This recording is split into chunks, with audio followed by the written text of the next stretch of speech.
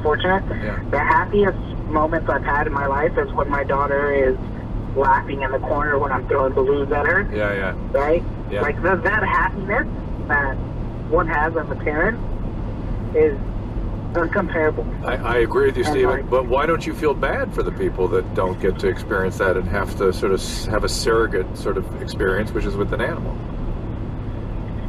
But is it? Does he know what surrogate is? Is it a substitute, or is like that's the thing that like It can be a substitute, and then it's sad, isn't it? yeah, exactly. It's like Hold on a second. Put it on hold. Here's what's sad. Too many eggs in one basket is sad all the way around. Eggs in one basket. Always sad. When I see some guy and he's got his 64 Mustang notchback and he's like, I got this fresh out of the military. It's been 57 years. This is my baby. And you're looking at an $8,000 car that this guy's built his entire life around. Yeah. Always feels a little sad, right?